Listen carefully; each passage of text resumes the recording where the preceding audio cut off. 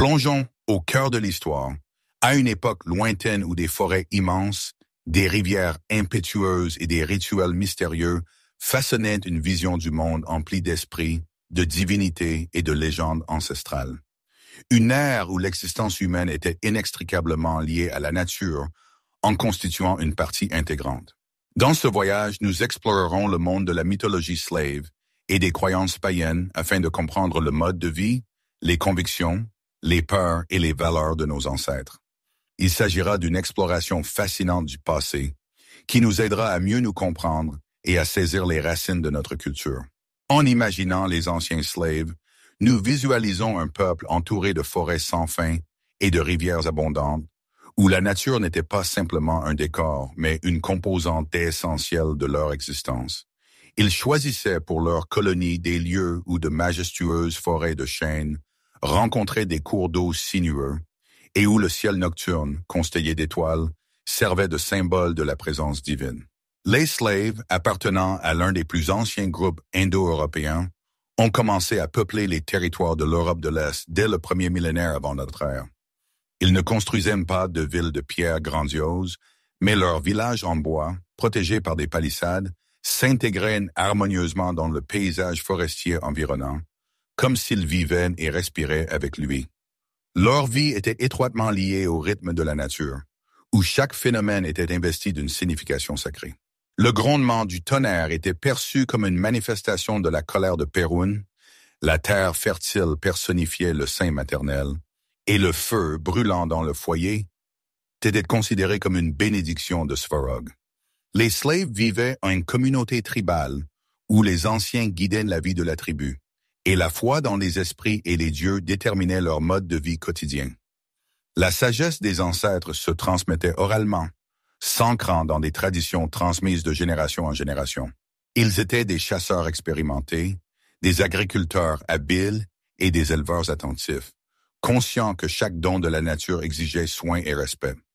Leur panthéon de dieux était peuplé de personnages lumineux et puissants, Perun, maître des éclairs, Veles, protecteur du bétail et de la magie, Dajbog, dispensateur de lumière et de chaleur, et Yarilo, éveillant la passion printanière de la nature. Malheureusement, de nombreux détails de leur vision du monde sont irrémédiablement perdus pour nous. Cependant, des échos de ces croyances antiques ont été conservés dans de vieux manuscrits, des découvertes archéologiques et bien sûr dans le folklore populaire. Les anciennes chroniques, créées à l'époque chrétienne, contiennent des mentions de rites païens et de dieux auxquels nos ancêtres rendaient hommage. Notamment, la chronique des temps passés raconte comment le prince Vladimir ordonna d'ériger des idoles de Perun et d'autres dieux sur les rives du Dniepr. Mais ce ne sont pas seulement les sources écrites qui nous permettent de toucher à ce monde. Les fouilles archéologiques mettent au jour des idoles, des couteaux rituels, des ornements symboliques représentant des soleils, des oiseaux, des serpents, tout ce qui incarnait la foi dans les grandes forces de la nature. Et sans doute, l'héritage le plus vivant des anciens slaves est le folklore. Les contes sur le Léchi qui égare les voyageurs dans les profondeurs de la forêt, sur le domovoy qui protège le foyer domestique, sur les Rusalka perfides qui attirent dans leurs filets et sur l'interdiction de siffler dans la maison pour ne pas attirer le malheur. Tout cela n'est pas simplement des histoires effrayantes pour enfants, mais des fragments préservés de la mythologie antique, adaptés aux réalités modernes. Pour le slave, le monde environnant n'était pas dénué d'âme et mort. Il était vivant, rempli d'esprit et d'êtres divins qui influaient sur chaque aspect de la vie.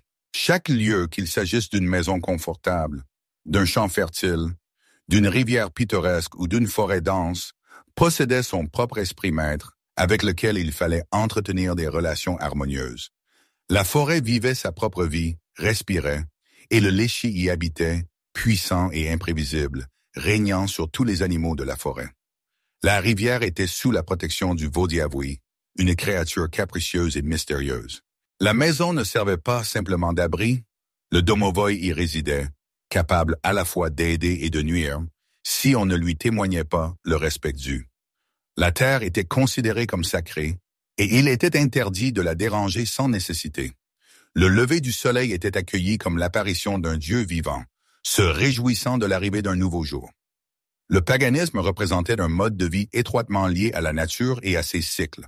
Les gens s'efforçaient d'apaiser les dieux et les esprits, en organisant des festivités qui reflétaient les anciennes croyances et les anciens rites. Au printemps, les jeunes gens formaient des rondes et offraient des sacrifices à Yarilo, invoquant la fertilité sur la terre. En automne, ils exprimaient leur gratitude à Mokosh pour la généreuse récolte, et en hiver, ils accueillaient joyeusement Kolyada, célébrant la naissance du nouveau soleil. La magie était une partie intégrante de la vie quotidienne des slaves. Les femmes murmuraient des incantations au-dessus de l'eau, les hommes portaient des amulettes protégeant du mal, les guérisseurs soignaient avec des herbes, s'adressant aux esprits et aux ancêtres pour obtenir aide et conseil.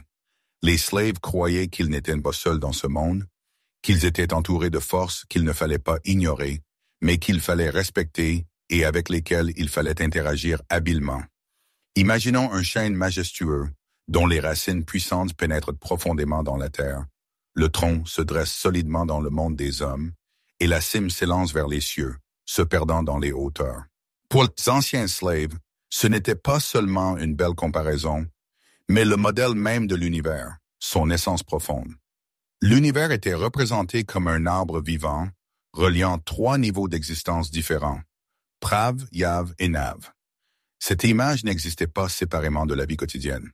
Elle déterminait le mode de vie, les rites et même le destin de chaque personne. Chaque slave se considérait comme faisant partie de quelque chose de plus grand, comprenait que le monde dans lequel il vivait ne se limitait pas à ce que l'on pouvait voir de ses propres yeux.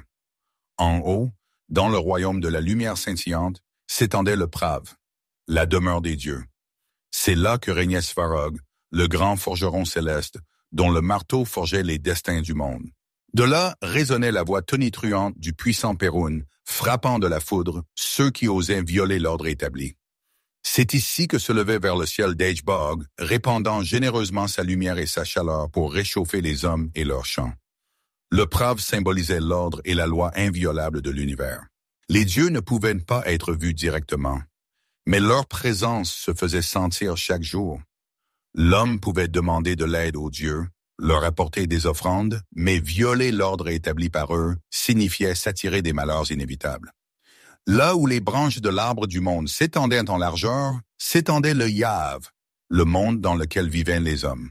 Ici, les rivières charriaient impétueusement leurs eaux, les champs ondulaient sous le vent, des maisons en bois se dressaient, où le feu crépitait dans les foyers.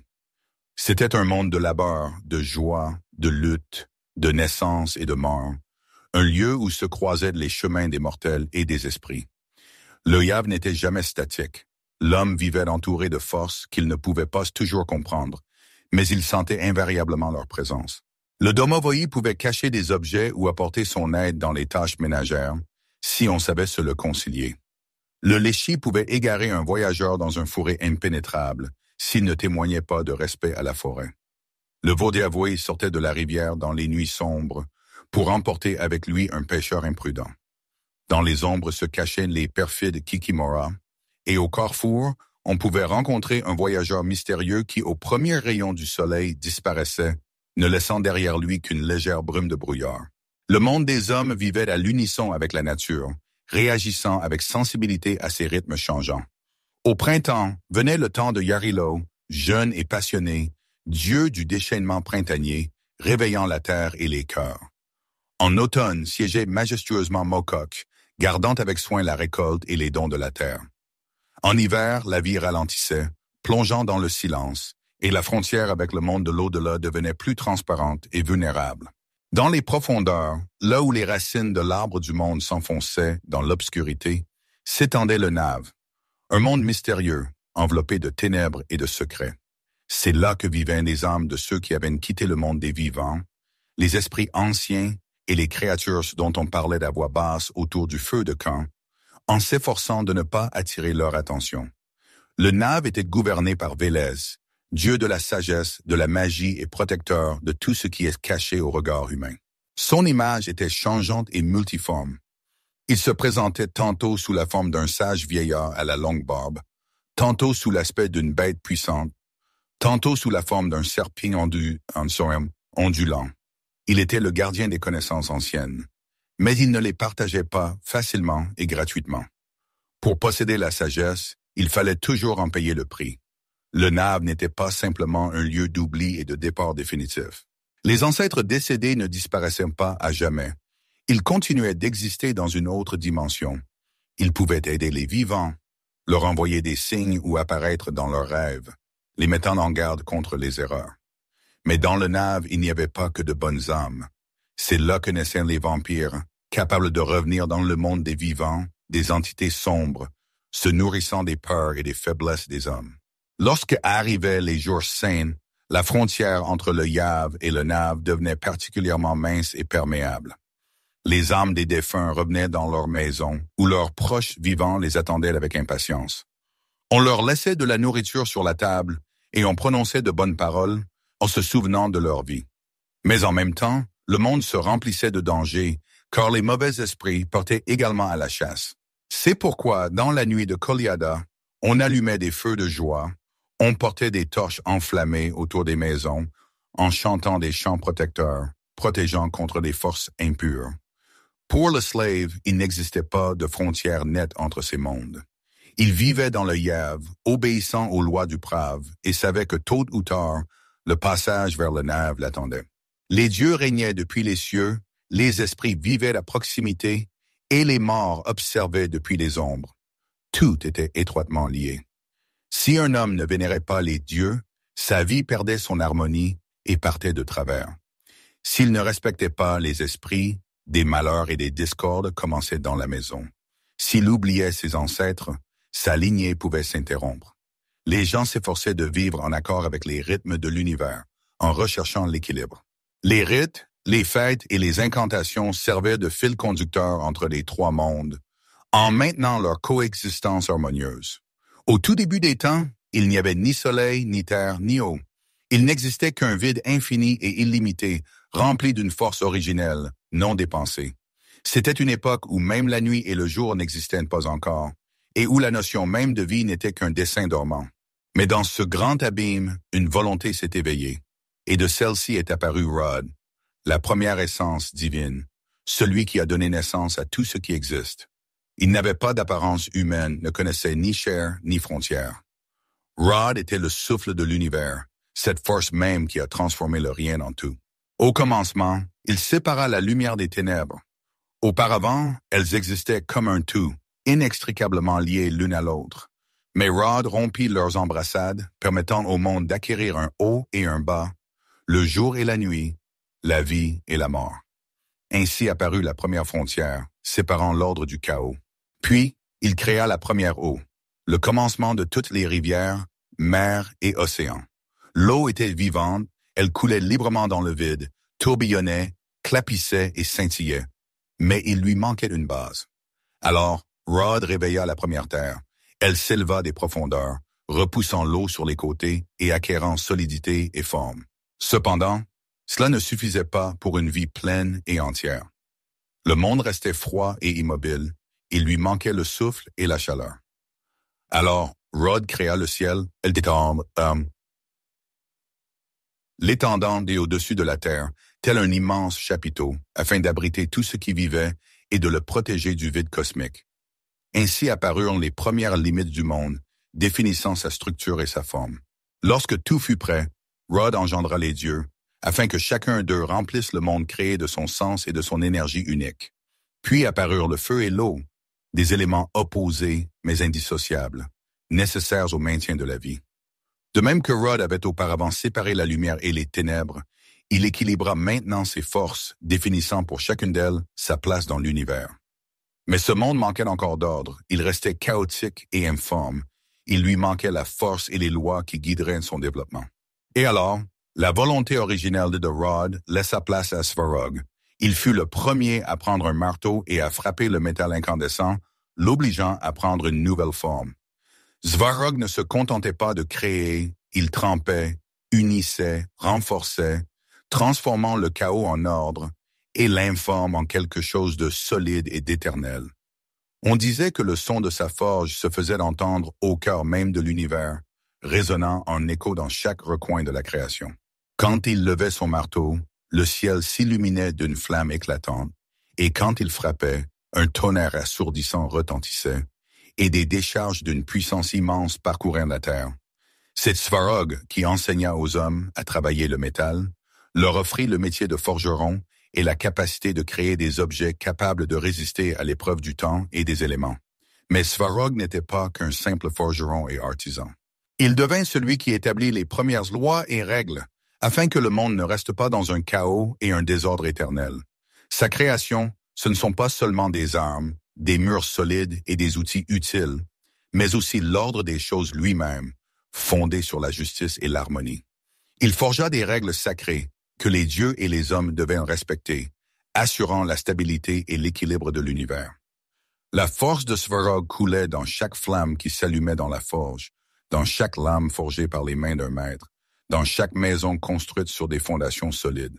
Quiconque travaillait, transformait la matière brute en quelque chose de significatif et d'utile, créait de ses mains et de son esprit, était sous la protection de Svarog, recevant de lui inspiration et soutien. Mais sa puissance ne se manifestait pas seulement dans la forge. Le feu céleste, pur, brillant, porteur de vie et d'énergie, était également l'une de ses incarnations.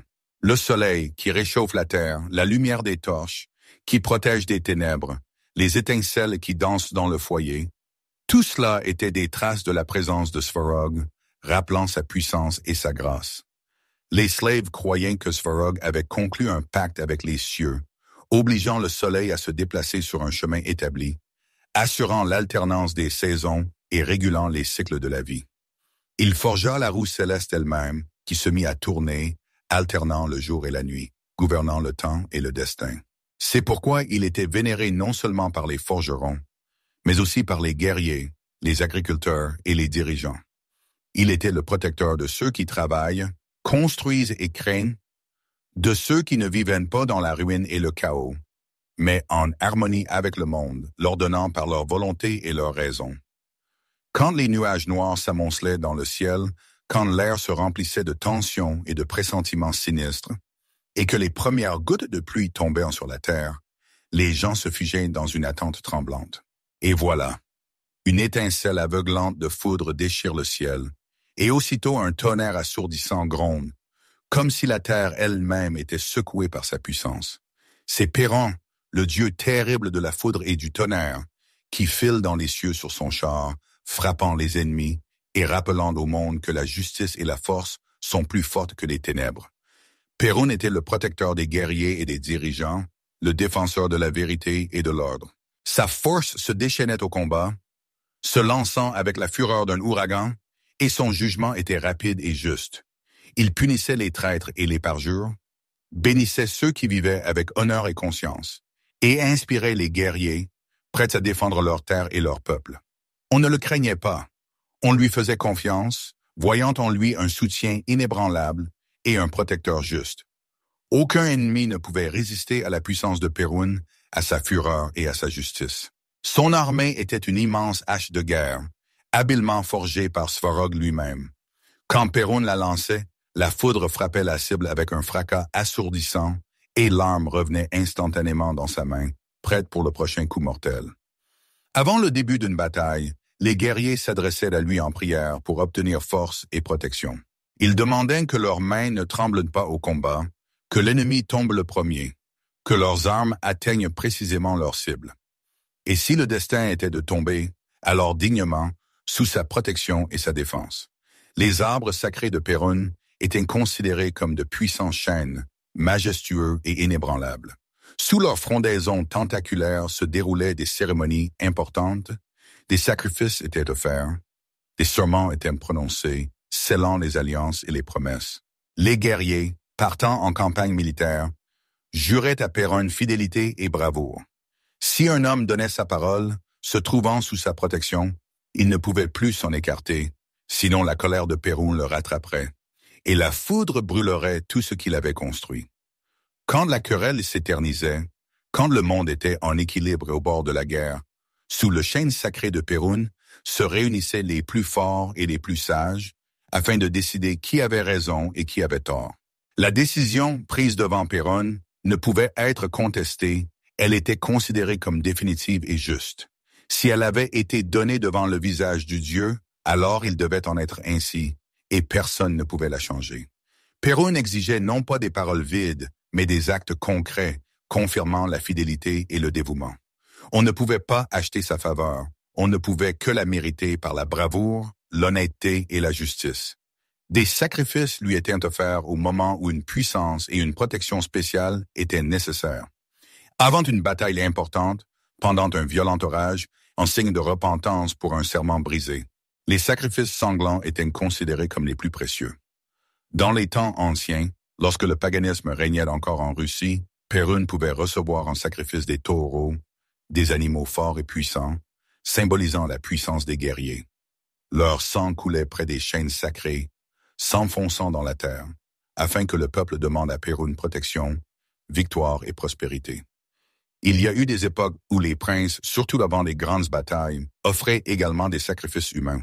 Il pouvait s'agir de prisonniers de guerre ou de criminels, ceux qui s'étaient déjà condamnés à mort par leurs actes. Ils étaient offerts à Perun afin d'apaiser sa colère et de demander son aide dans la bataille à venir. Mais le sang n'était pas toujours nécessaire. Perun aimait aussi le métal, avec lequel les armes étaient fabriquées. Épée, lance, armure, tout ce qui était forgé pour la défense et la guerre pouvait lui être dédié. Une arme jetée dans le feu devenait un don aux dieux, un symbole de la volonté de se battre au nom de la vérité et de la justice. Le feu était également un don particulier à Perun. Les feux de joie, allumés en son honneur, brûlaient longtemps et haut, et dans leurs flammes étaient brûlés divers dons. Pain, miel, viande.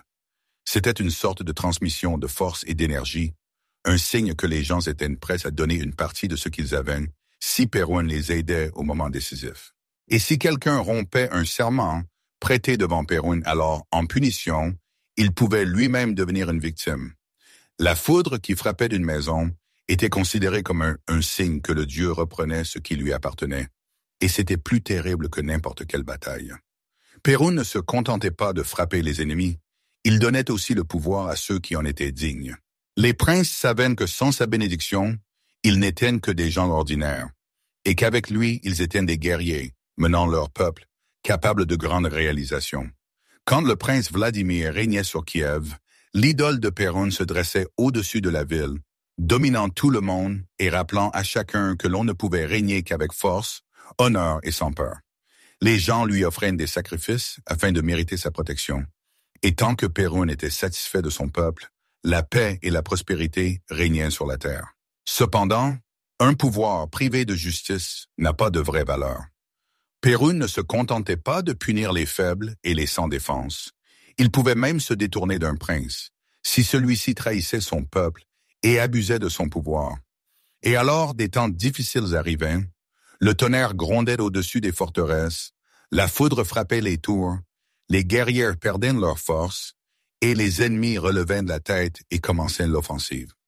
Quand une tempête éclatait au-dessus de la terre, quand le tonnerre fendait les cieux et que les éclairs déchiraient l'obscurité, c'était Perun qui rendait sa juste sentence. Mais quand la tempête s'apaisait et que la terre se remplissait de vie de gars, hommes et filles de grâce ou d'âme, quand le bétail sortait dans les pâturages, que les rivières coulaient à nouveau paisiblement et que les marchands revenaient avec des commerces réussis, c'était déjà la manifestation de la force de Vélès.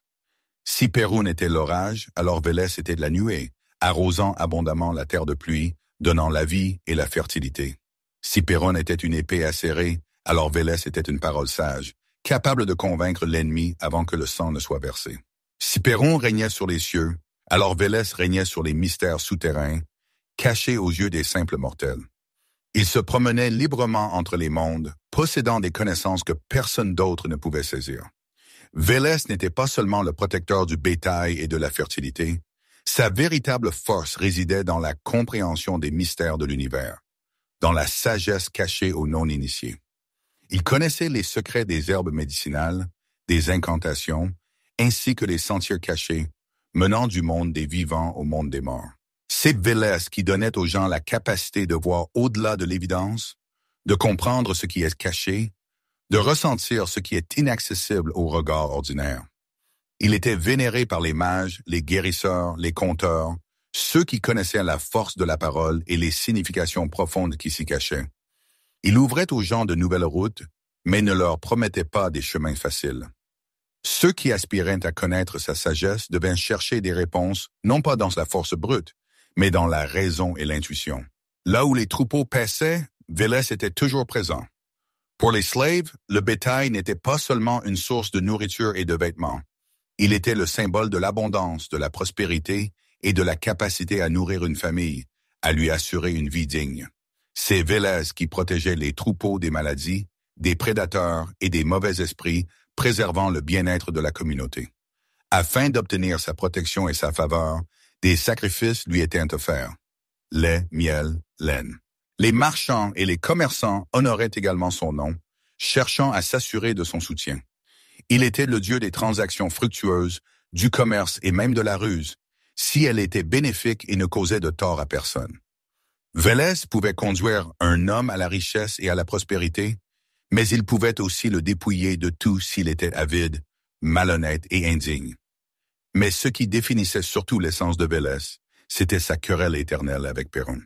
Ils étaient un des deux faces d'une même force, représentant deux opposés nécessaires au maintien de l'équilibre du monde. Perún régnait sur les cieux, tandis que Vélez régnait sur la terre et le monde souterrain. Perún maintenait l'ordre, tandis que Vélez engendrait le chaos, d'où naissaient une sagesse et des connaissances nouvelles. Perún punissait par l'épée, tandis que Vélez enseignait par les épreuves et les difficultés. Les slaves racontaient que pendant les orages, Perún poursuivait Vélez, le frappant de la foudre, parce qu'il était censé lui avoir volé ses richesses. Mais Vélez n'avait pas peur de Perún.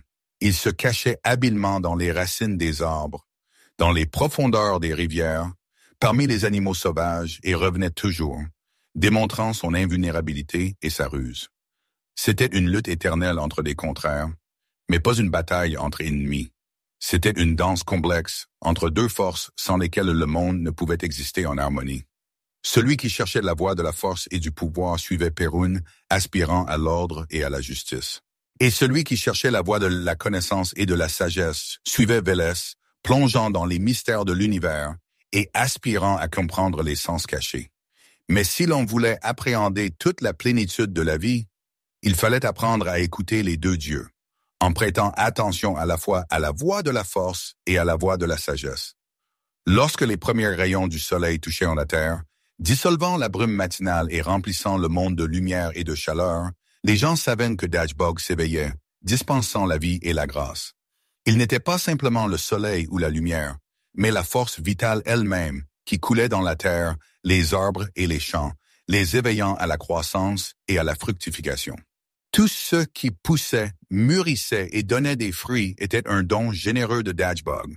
On l'appelait le bienfaiteur et le donateur de vie, celui qui envoie la pluie sur les champs, remplit les granges de récoltes abondantes et insuffle de la force dans les mains du laboureur. Il brillait de la même manière pour tous, sans faire de distinction entre les justes et les pécheurs, entre les pauvres et les riches. Mais seuls ceux qui savaient travailler, qui respectaient la terre et en prenaient soin, qui ne prenaient pas plus qu'ils ne donnaient en retour, recevaient sa bénédiction. Chaque jour, Dashbog montait sur son char céleste et traversait la voûte céleste, illuminant le monde de sa lumière vivifiante. Mais son chemin n'était pas éternel et se terminait avec la nuit. La nuit, il descendait dans le Nave, dans les profondeurs obscures du monde souterrain, où il entrait en lutte avec les forces des ténèbres, afin de ramener le matin la lumière et la chaleur dans le monde des vivants. Et chaque jour, les gens le remerciaient pour une nouvelle aube, pour la possibilité de vivre et de travailler sous sa lumière bienfaisante. Dashbog n'était pas seulement le donateur de vie et de fertilité, mais aussi le protecteur des princes, les dotant de sagesse et de justice. Sa lumière symbolisait le destin, la force et la loi, qui sont à la base du gouvernement de l'État. Le prince qui recevait la bénédiction de Dashbog régnait avec justice et sagesse. Sa terre prospérait et son règne était long et fructueux. Son signe était le cercle solaire, symbole de la victoire sur les ténèbres et symbole du mouvement éternel de la vie, du renouvellement et du développement continu. On disait que les descendants des princes étaient les enfants de Dashbog, nés sous sa lumière et portant en eux son étincelle divine. Ceux qui vivaient sous la protection de Dashbog ne connaissaient pas le besoin, car le soleil leur offrait tout le nécessaire pour une vie heureuse et prospère. Mais le soleil n'était pas toujours doux et miséricordieux. lorsque les gens oubliaient qui leur donnait chaleur et lumière, lorsqu'ils commençaient à être avides, lorsqu'ils prenaient à la terre plus qu'ils ne pouvaient rendre, Dagobah pouvait devenir impitoyable et sévère. Il pouvait brûler les champs, assécher les rivières, envoyer la sécheresse, rappelant ainsi que la force et la générosité exigent le respect, le soin et une utilisation responsable.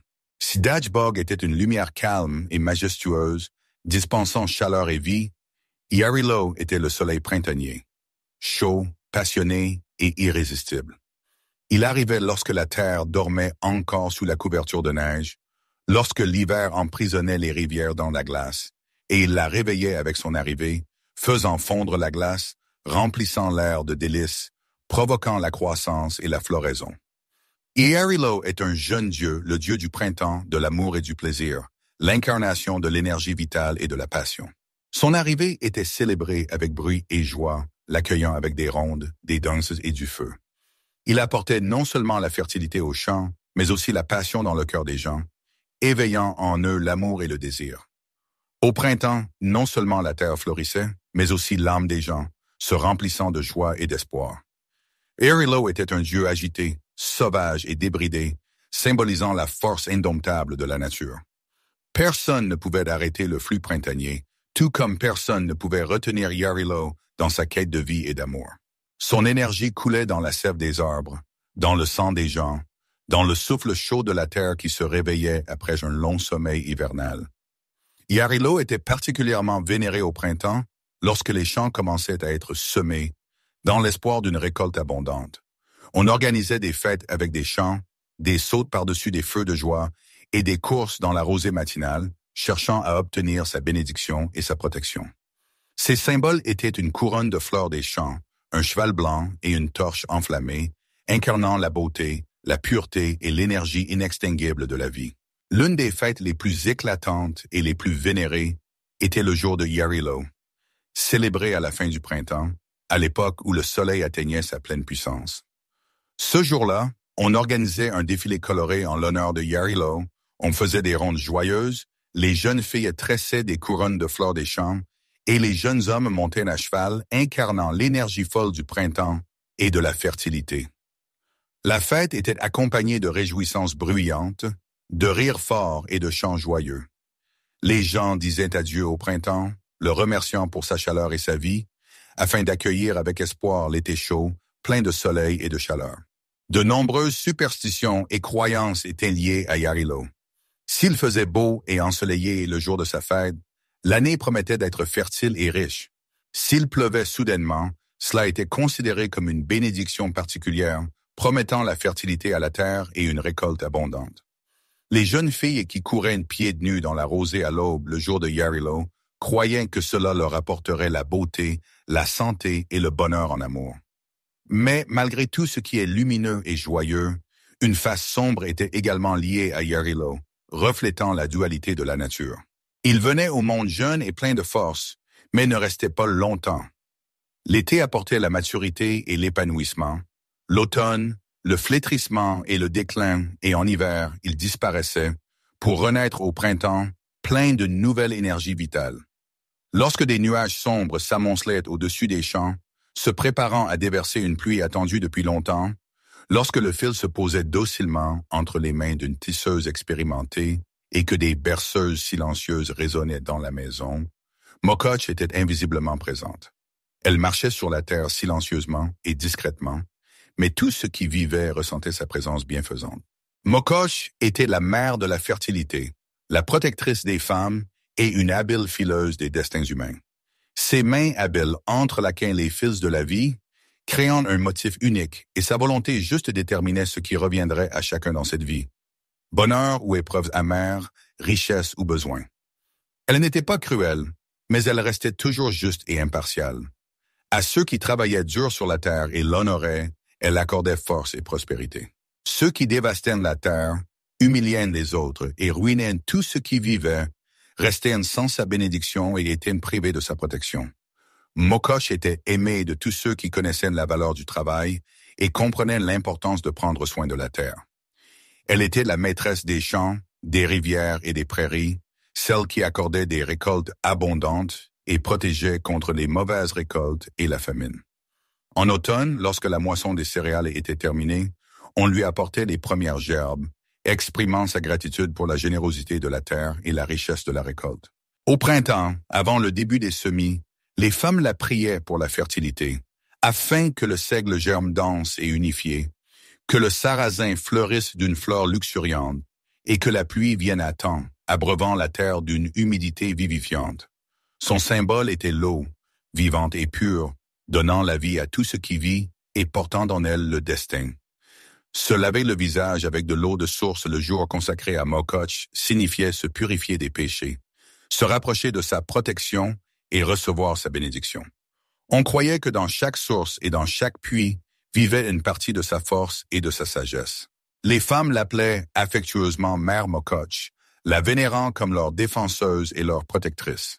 Elle aidait les femmes en couche à accoucher en toute sécurité, protégeait contre les malheurs et les calamités, enseignait les travaux d'aiguille et les métiers secrets, transmettant ses connaissances et son expérience de génération en génération. Les jeunes filles lui demandaient un mariage bon et heureux, les femmes, le bonheur et la prospérité dans la maison, et les veuves, la protection et le patronage. Dans chaque fil filé par les mains d'une femme, on ressentait sa bénédiction invisible. On ne filait pas simplement, c'était un rituel particulier, rempli de sens profond. On croyait que le fil du destin de chaque personne passait entre les mains de Mokoch, et que son bonheur et son malheur dépendaient de la façon dont elle filait ce fil. Si le fil était lisse et uniforme, cela signifiait que la vie de la personne se déroulerait sans heurts et sans problème particulier. Si le fil contenait des nœuds et des irrégularités, cela présageait diverses épreuves et difficultés. Sa fête était célébrée en automne après la fin de la récolte, exprimant sa gratitude pour la générosité de la terre. Ce jour-là, les femmes ne travaillaient pas et ne filaient pas, afin de ne pas embrouiller accidentellement leur destin et de ne pas attirer le malheur sur elles. On lui laissait en offrande du lait, des céréales et du miel, tout ce dont la terre les avait généreusement dotés. On croyait que la nuit d'avant la fête, on ne pouvait pas laisser les rouets non rangés, sinon Mokoch elle-même viendrait et emmêlerait les fils, attirant le malheur sur la maison. S'il pleuvait le jour de Mokoch, l'année promettait d'être fertile et productive. Si le matin commençait par un épais brouillard, c'était un signe évident de sa présence, une promesse de protection, de prospérité et de bien-être dans la maison. Lorsque la brise printanière passait sur les prairies fleuries, lorsque les amoureux se rencontraient sous le ciel étoilé, lorsque des rires d'enfants joyeux retentissaient dans la maison, Lada, la déesse de l'amour et de la beauté, était toujours présente. Elle venait doucement et discrètement, comme un rayon de soleil affectueux, comme une vague tendre d'une mer chaude. Lada, la déesse de l'amour, du mariage et de la maternité, la gardienne du foyer domestique, du bonheur familial et de la paix.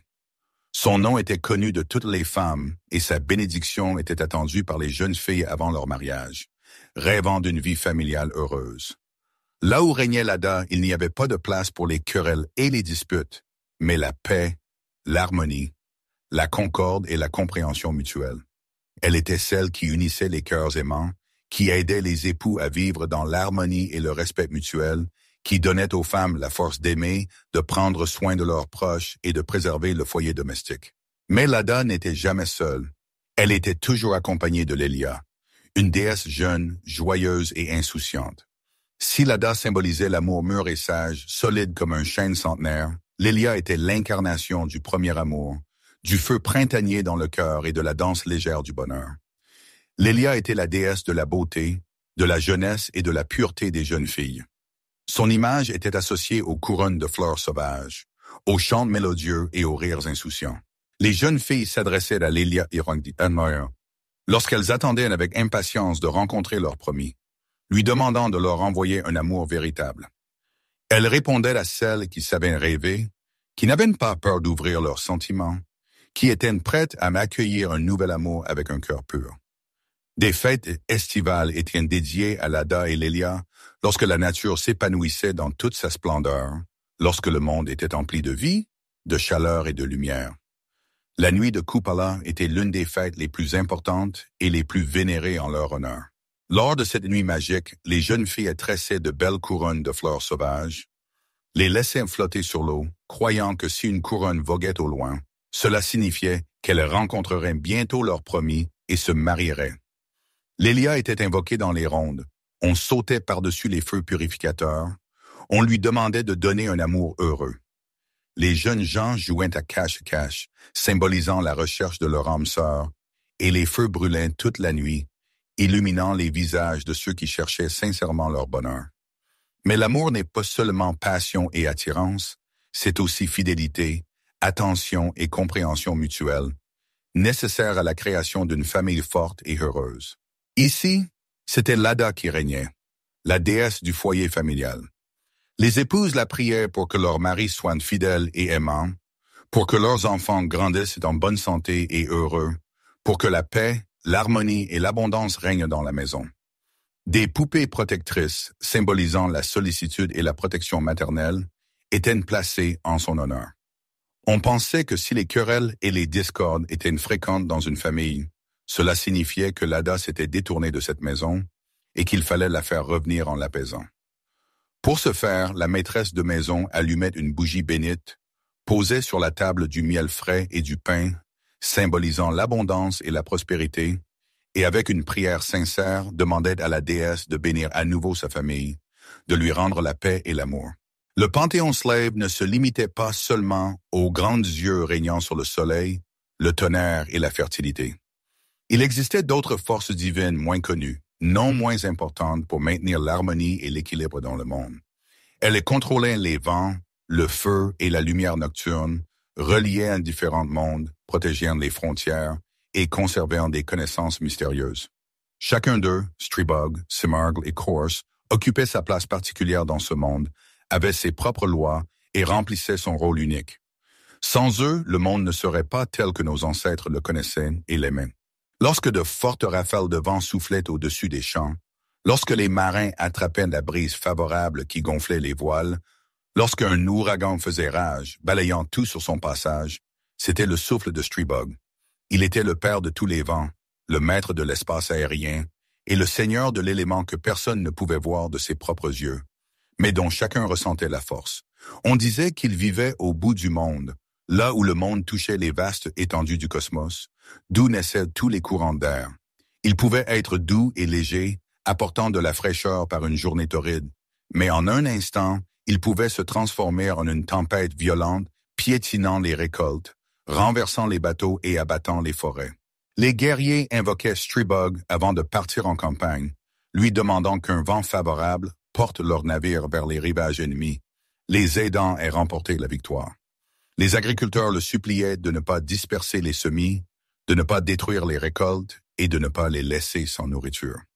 Stribog n'était pas un dieu clément ou prévisible, il venait quand il le voulait et partait quand il le décidait lui-même, sans prêter attention aux demandes des mortels.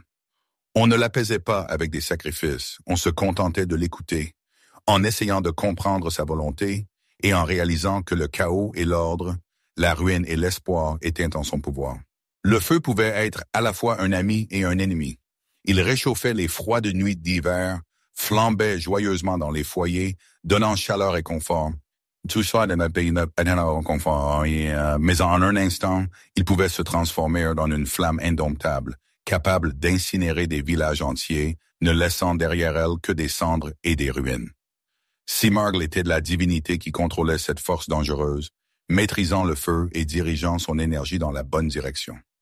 On le représentait sous la forme d'un chien ailé de feu, une créature puissante, capable de porter la lumière et la chaleur, mais qui, en colère, se transformait en une flamme dévorante, détruisant tout sur son passage.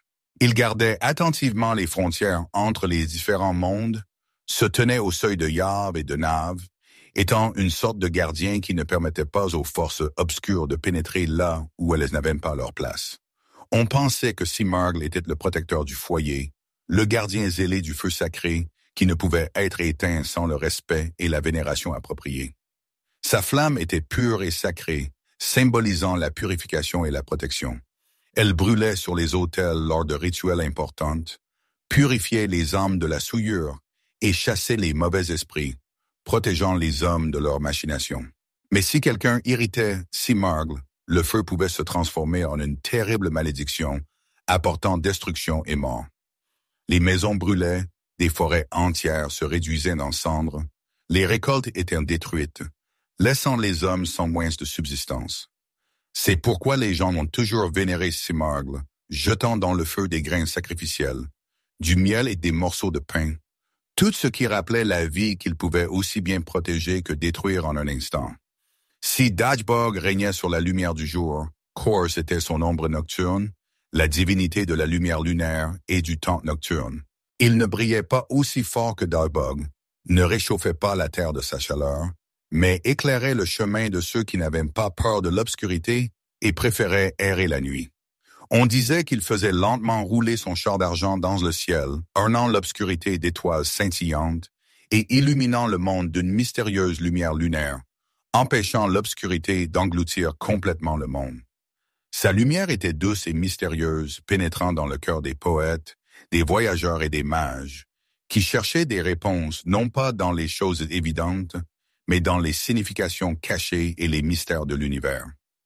Horus était le dieu de la connaissance, des mystères et des passages entre différents mondes. Lorsque la nuit enveloppait la terre de son voile sombre et que les ombres s'étiraient en silhouettes longues et étranges, l'heure de Horus arrivait.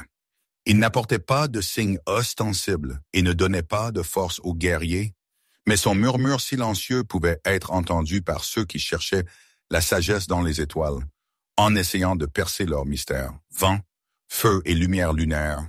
Sans eux, le monde ne serait pas tel que les slaves le connaissaient. Ils ne gouvernaient pas directement le destin des hommes, mais leur offraient diverses épreuves, testaient leur résistance et aidaient ceux qui savaient sentir leur force et l'utiliser correctement. Stribog offrait un vent favorable aux voyageurs, les aidant à atteindre leur destination, Simorgl protégeait la maison et la vie des hommes des malheurs. Et Kors guidait sur la route nocturne ceux qui n'avaient pas peur de regarder dans l'inconnu et de connaître les mystères de l'univers. C'étaient des divinités que l'on invoquait rarement par leur nom, mais dont on ressentait la puissance chaque jour, en subissant son influence. Dans chaque recoin de la nature, dans chaque maison et dans chaque rivière ou champ, vivaient divers esprits, des êtres invisibles à l'œil nu, mais toujours présents à proximité. On pouvait ne pas les voir, mais leur influence se faisait sentir partout, ayant un impact sur la vie des gens. Ils pouvaient aider si on les traitait avec respect et vénération, mais ils pouvaient aussi se mettre en colère si on les oubliait ou si on essayait de les tromper. Ils étaient les gardiens de ce monde, maintenant son ordre et son harmonie. Certains d'entre eux étaient amicaux et pacifiques, d'autres capricieux et imprévisibles, mais chacun avait un pouvoir particulier sur une certaine partie de la vie humaine, exerçant une influence sur elle. Chaque maison avait son domovoi, un bon esprit gardien qui veillait à l'ordre, protégeait l'habitation des malheurs et s'occupait des membres de la famille, les protégeant du mal. Il n'était pas simplement un invité invisible, mais une partie intégrante de la famille, son défenseur et protecteur secret. On pensait que le domovoi vivait généralement derrière le poêle, sous le plancher ou dans le vestibule, observant attentivement le comportement des maîtres de maison et, en fonction de leur comportement, leur apportant son aide ou, au contraire, leur nuisant. Si l'harmonie régnait dans la maison, si les gens se respectaient, travaillaient honnêtement et vivaient en accord, le domovoi les aidait en tout, les protégeait des malheurs et des calamités, indiquait à la maîtresse de maison où trouver un objet perdu et prévenait d'un malheur imminent. Mais si les querelles commençaient dans la maison, si la malhonnêteté, la cupidité et le désordre régnaient, le domovoi pouvait se mettre très en colère contre les maîtres négligents. Alors, il commençait à faire du bruit la nuit, à cacher des objets, à effrayer les habitants avec divers sons et bruissements. Dans le pire des cas, il pouvait même quitter cette maison, et alors elle devenait vide, malheureuse et sans défense face aux forces du mal. Si la nuit, on entend des pas légers dans la maison, un grincement à peine perceptible du plancher ou des bruissements silencieux, cela signifie que le domovoi vérifie si tout va bien et si rien ne menace ses protégés. S'il vous touche tendrement dans votre sommeil, alors attendez-vous à de bonnes nouvelles, et s'il vous tire les cheveux, alors une conversation désagréable vous attend, qui peut apporter du chagrin. Si le chat de la maison regarde dans le vide et se comporte de manière agitée, cela signifie que le domovoi est mécontent de quelque chose et il faut essayer de comprendre la raison de son mécontentement. Avant un voyage important et lointain, on demandait toujours au domovoy de bénir le chemin, afin qu'il soit sûr et réussi.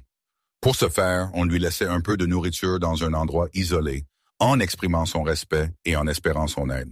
Il ne faut pas non plus oublier une coutume connue et encore utilisée de nos jours. Ne sifflez pas dans la maison, vous n'aurez pas d'argent.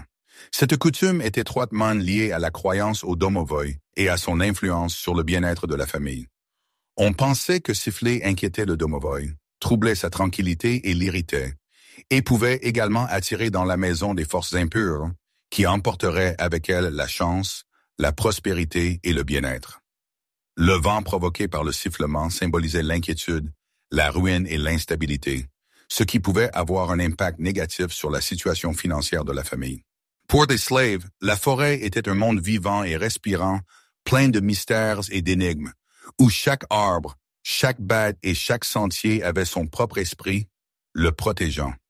Le maître de tout ce royaume forestier était le Leschi, le gardien de la forêt, son maître et seigneur, possédant un immense pouvoir sur tous ses habitants. Le Leschi était un être changeant et imprévisible. Il pouvait être immense, comme un arbre centenaire, ou devenir petit, comme un gnome des forêts. Il pouvait marcher sans laisser de traces, ou se transformer soudainement en arbre ou en bête sauvage, induisant en erreur les voyageurs imprudents. Sa principale tâche était de surveiller la forêt, de protéger ses habitants et de veiller à ce que les gens ne prennent pas à la forêt plus qu'ils ne le devraient, en faisant preuve de cupidité et de manque de respect envers la nature. Si le voyageur respectait la nature, demandait la permission à la forêt d'entrer dans son royaume, ne détruisait pas les arbres sans nécessité et ne laissait pas de déchets derrière lui, le Leschi pouvait l'aider. Il pouvait le guider vers l'endroit désiré, lui indiquer un sentier riche en gibier et lui accorder une chasse fructueuse. Mais si une personne se comportait avec avidité, cassait des branches sans réfléchir, polluait la forêt et l'abîmait, alors le Leschi embrouillait les chemins, la faisait tourner en rond, l'effrayait avec des voix étranges et des rires sinistres venant du fond des fourrés. Si soudainement tous les oiseaux et les animaux se taisaient dans la forêt, qu'un silence inquiétant s'installait, c'était un signe certain que le Leschi était proche et qu'il valait mieux ne pas faire de bruit pour ne pas l'irriter par sa présence. Si une personne se perdait dans la forêt, tournait en rond et revenait constamment au même endroit, cela signifiait que le Leschi la guidait, la détournant de son chemin par ses charmes magiques. Pour sortir de ce cercle enchanté, les gens expérimentés conseillaient de retourner ses vêtements à l'envers ou de retourner ses chaussures pour confondre les charmes du Leschi et le piéger lui-même. Si la nuit, dans les profondeurs de la forêt, on entendait des rires étranges, des chuchotements silencieux ou des pas lourds sans que personne ne soit visible, c'étaient les farces du Leschi qui s'amusaient à effrayer les voyageurs égarés. Il ne souhaite pas toujours le mal, parfois il joue simplement, testant le courage et l'ingéniosité des gens. Pour apaiser le Leschi, on lui laissait un petit morceau de pain, un peu de sel ou quelques pièces de monnaie, surtout si un chasseur ou un bûcheron partait longtemps dans les fourrés. De même, pour conjurer le malheur, les gens frappaient le bois en prononçant des incantations particulières. On croyait que de bons esprits de la forêt vivaient dans les arbres et que le Leschi était leur seigneur. C'est pourquoi frapper le bois attirait leur attention et assurait leur protection. Cela pouvait aussi être un signe de respect envers le Leschi, afin qu'il n'entrave pas le chemin et n'attire pas de problème. Si la forêt était le royaume du Leschi, alors les eaux appartenaient au Vodyanoi. Il habitait les profondeurs sombres des rivières, des lacs et des marais, connaissait tous les secrets du monde sous-marin, contrôlait les courants et décidait qui l'eau accepterait dans ses bras et qui elle rejetterait, ne lui permettant pas de s'approcher. Et près de lui, dans les broussailles de roseaux côtiers et les grottes sous-marines, vivaient des roussalkas, des créatures mystérieuses, belles et souples, avec de longs cheveux lâchés. Elles pouvaient attirer une personne dans l'eau, l'aider dans un moment difficile, ou devenir la cause d'un malheur imminent. Étrangères à la terre, mais proches de l'élément aquatique, elles restaient une énigme éternelle, à la fois attirante et dangereuse pour les hommes. Les slaves croyaient que chaque rivière, chaque lac et chaque marais avait son propre maître, le Vodyanoi, qui gouvernait ses eaux et tous ses habitants. Il n'était ni bon ni mauvais par nature, il était simplement le Seigneur. Et si l'on parvenait à trouver un terrain d'entente avec lui et à nouer des relations amicales, on pouvait obtenir sa protection et sa défense. On le représentait généralement comme un vieil homme à longue barbe, emmêlé d'algues, à la peau verte et avec des branchies ou des yeux de poisson, révélant sa véritable essence. Il pouvait apparaître aux gens sous les traits d'un vieux pêcheur, assis tranquillement dans les roseaux avec une canne à pêche à la main. Mais ce n'était qu'un déguisement trompeur, sa véritable force, et son pouvoir se cachait dans les profondeurs sombres des eaux. Les pêcheurs savaient bien que si l'on voulait faire une bonne pêche et rentrer chez soi avec un butin abondant, il fallait absolument offrir au Vodianoi une pièce de monnaie, un morceau de pain ou un peu de tabac, exprimant ainsi son respect et espérant sa faveur. Si un bateau refuse soudainement d'avancer, comme s'il était retenu par des mains invisibles, il vaut mieux ne pas mettre en colère le Vodianoi, mais lui offrir immédiatement un sacrifice pour apaiser sa colère. Mais le pire que le Vodianoi puisse faire, c'était d'entraîner une personne dans un gouffre, la condamnant à une mort certaine. On disait qu'il aimait sortir de l'eau la nuit et chercher une nouvelle âme, qu'il noyait les voyageurs imprudents et les emmenait dans son royaume sous-marin, grossissant ainsi sa suite. Il chassait surtout les personnes la tête découverte. Si une personne s'approchait d'une rivière sans couvre-chef, le Vodianoi pouvait facilement l'entraîner dans l'eau, profitant de son imprudence. Si l'eau d'une rivière devenait soudain sombre et trouble, se couvrant de rides même par temps calme, cela signifiait que le Vodianoi était quelque part à proximité et qu'il fallait être prudent. Si les poissons ne mordaient plus et que les filets se déchiraient constamment, cela signifiait que le maître de la rivière était très en colère et qu'il fallait le calmer d'urgence pour éviter des problèmes plus graves. Il était considéré comme extrêmement dangereux de se baigner lors de la pleine lune, car le Vodianoi pouvait entraîner le nageur dans les profondeurs et le noyer. Si, dans l'eau calme, on entend la nuit d'étranges éclaboussures qui ne ressemblent pas à celles des poissons ordinaires, ce ne sont rien d'autre que les farces des esprits des eaux qui s'amusent ainsi. Contrairement aux Vodianoi, les Rusalka n'étaient pas d'anciens seigneurs de l'eau dotés d'un pouvoir immense. Ce sont de jeunes femmes qui n'ont pas trouvé la paix après la mort, soit des fiancés qui ne sont arrivés à l'hôtel, soit de jeunes filles qui se sont noyées par un concours de circonstances malheureuses ou par la volonté malveillante du destin. Elles habitaient les rivières, les lacs et les étangs, et aimaient surtout les eaux calmes, les fourrés denses de roseaux et les gouffres sombres où personne ne pouvait les déranger. Leur voix envoûtante résonnait dans la nuit, elles chantaient des chansons tristes, riaient joyeusement et appelaient les voyageurs égarés. Mais si quelqu'un cédait à leur appel et s'y rendait, ils disparaissaient sans laisser de traces, restant à jamais dans le royaume sous-marin. Les Rusalka savaient ensorceler et charmer les gens, les attirant dans l'eau, où ils perdaient leur volonté et devenaient leurs prisonniers.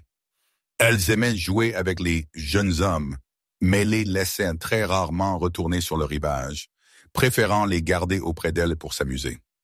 En même temps, les Rusalka pouvaient être bonnes et miséricordieuses. Si une jeune fille mourait sans faute, mais restait une Rusalka, elle pouvait protéger sa famille des malheurs et des calamités, surveiller invisiblement ceux qu'elle aimait de son vivant, les aidant dans les moments difficiles.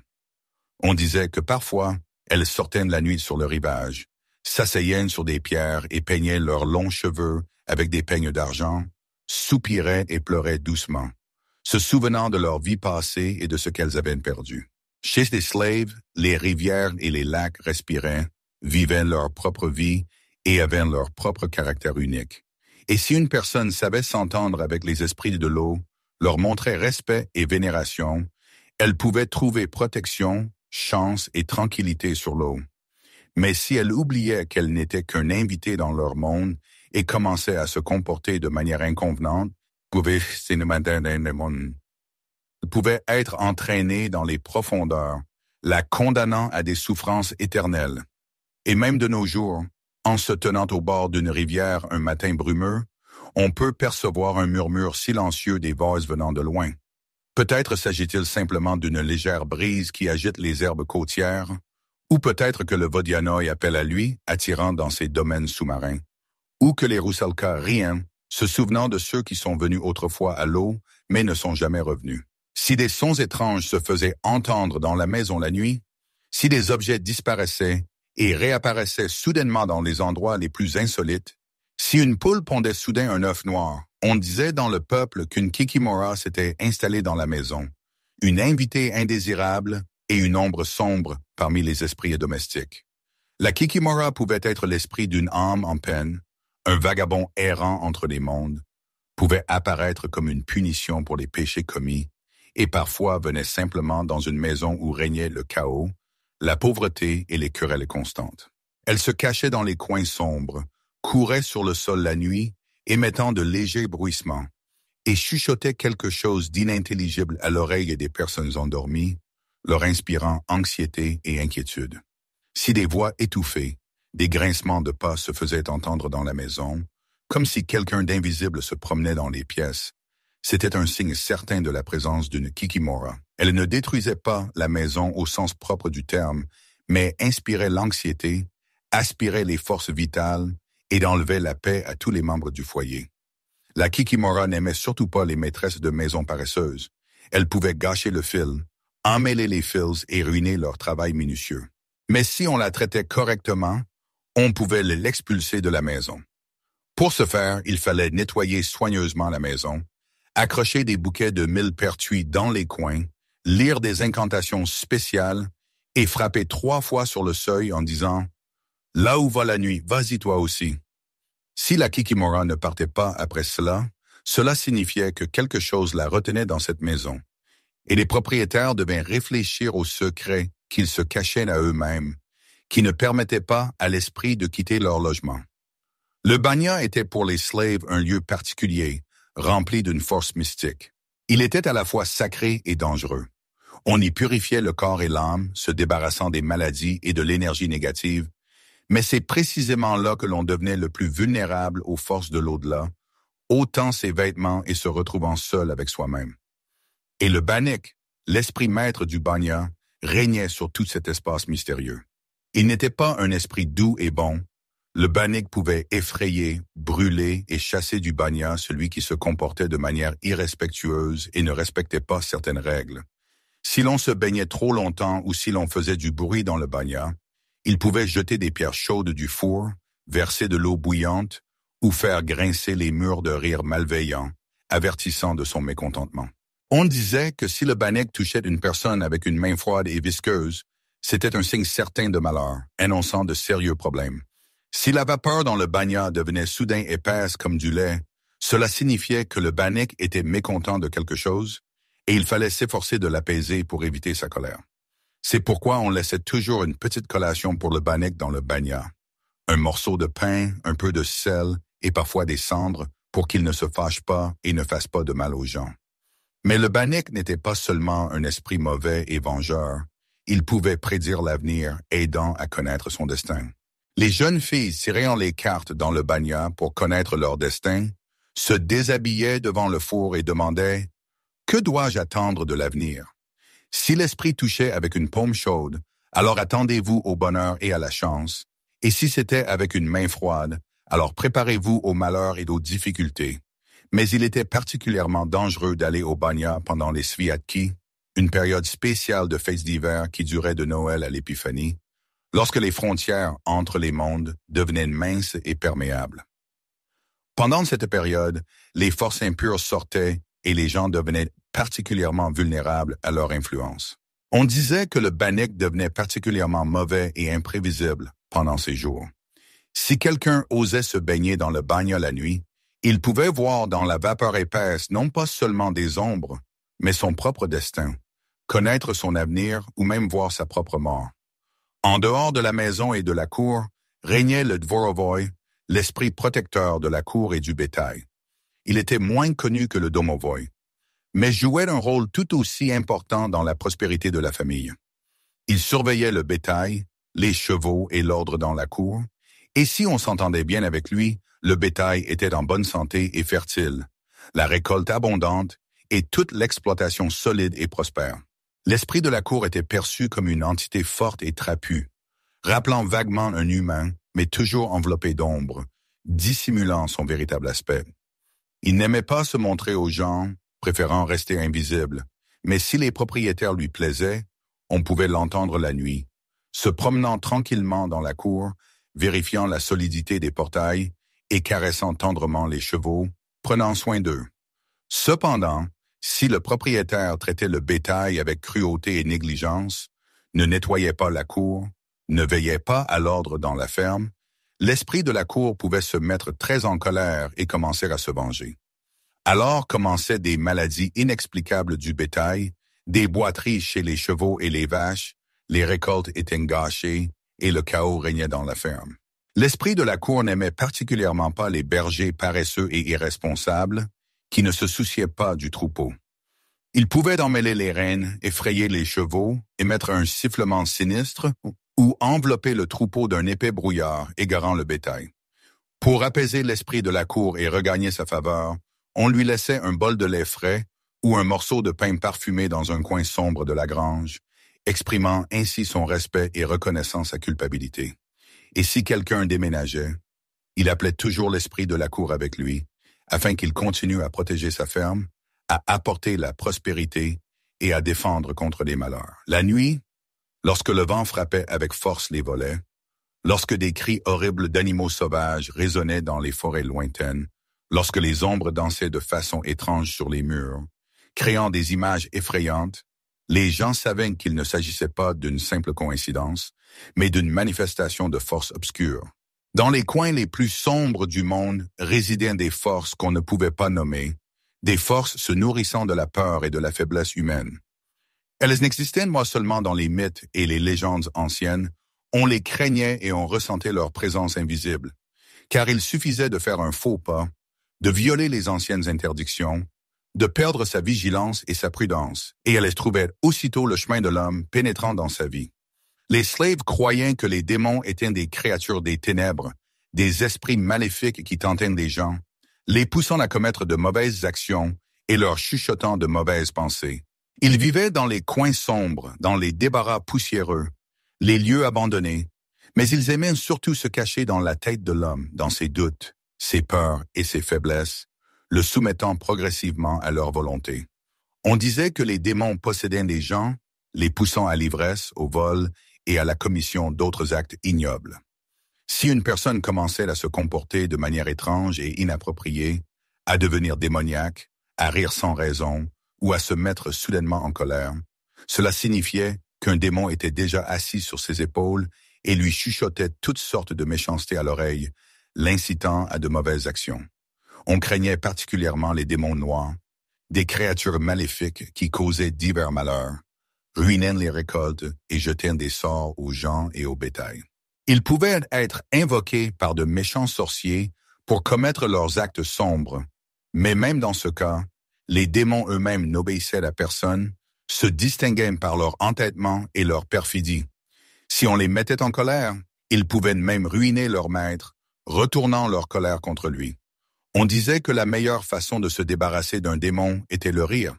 Si une personne ne cédait pas à la peur, mais riait au visage des forces impures, les démons perdaient aussitôt leur pouvoir sur elles et reculaient. Mais le plus important était de ne pas écouter leurs chuchotements flatteurs, de ne pas leur donner accès à son esprit et de ne pas céder à leurs tentations. Si les démons étaient des créatures de chaos et de destruction, les vampires sont ceux qui ont été autrefois des hommes, mais qui n'ont pas pu quitter ce monde après la mort. Les slaves croyaient que toute mort n'était pas la fin de l'existence terrestre. Celui qui avait été maudit, qui était mort avec de lourds péchés sur l'âme, qui s'était suicidé ou qui n'avait pas reçu les rites funéraires appropriés, pouvait ne pas aller dans le monde des morts, mais rester entre les mondes. De telles âmes devenaient des morts vivants et se transformaient en goules maléfiques, tourmentées par une soif de sang. Elles ne reposaient pas paisiblement dans les tombes, mais sortaient de terre la nuit et erraient à la recherche de sang frais pour étancher leur faim éternelle. Elles ne ressemblaient pas aux vampires occidentaux, dotés d'une apparence aristocratique et de manière raffinée. Chez les slaves, une goule pouvait ressembler à un humain ordinaire le jour, ne se distinguant en rien des autres, mais la nuit, elle se transformait en une créature horrible, avec des yeux brûlants, une peau pâle et de longues griffes acérées. On craignait particulièrement les goules pendant les sviatki, lorsque la frontière entre le monde des morts et le monde des vivants devenait particulièrement mince. On pouvait les rencontrer au carrefour, aux portes des cimetières, dans des endroits isolés et abandonnés, où personne ne vit et où les gens s'aventurent rarement. Pour qu'une goule ne revienne pas de la tombe et ne continue pas ses méfaits, on l'enterrait face contre terre, on lui liait les mains et les pieds, on enfonçait un pieu en tremble directement dans sa poitrine, et parfois même on lui coupait la tête et on la plaçait d'entre ses jambes, afin qu'elle ne puisse pas retrouver le chemin du monde des vivants. Si une goule errait déjà sur terre, semant la peur et l'horreur, il fallait la trouver au plus vite et la brûler jusqu'à la dernière cendre, afin qu'elle ne cause plus de tort aux vivants. Mais le plus effrayant était la rencontre avec un être cher qui était déjà mort et avait quitté ce monde. Si un défunt venait soudainement à la maison, frappait à la fenêtre et appelait par son nom, il ne fallait en aucun cas lui répondre. Sinon, il pouvait emmener la personne vivante avec lui dans le monde des morts. Si les démons se distinguaient par leur chaos et leur imprévisibilité, et que les goules inspiraient l'horreur par leur seule apparence, les diables étaient des tentateurs perfides et rusés. Ils n'attaquaient pas ouvertement, n'effrayaient pas par leur apparence, mais agissaient plus subtilement, en proposant aux gens des affaires avantageuses. Un diable pouvait se présenter à une personne sous la forme d'un inconnu ordinaire, ne se distinguant en rien de la foule, mais avec une différence étrange et inquiétante. Il avait des sabots à la place des pieds, son ombre tombait dans la direction opposée, ou ses yeux brillaient de façon anormale d'un feu diabolique. On disait que les diables proposaient aux gens des affaires avantageuses, de l'argent, la gloire, le pouvoir, la réalisation de désirs chéris, mais toujours en échange de quelque chose de beaucoup plus grand et précieux, par exemple, l'âme. Ils pouvaient accorder à une personne la chance, la richesse et le succès, mais tôt ou tard ils venaient réclamer leur dû, exigeant le remboursement de la dette. Celui qui s'engageait une fois dans un jeu avec le diable ne pouvait plus s'en débarrasser, tombait dans une dépendance éternelle et payait ses désirs à un prix trop élevé.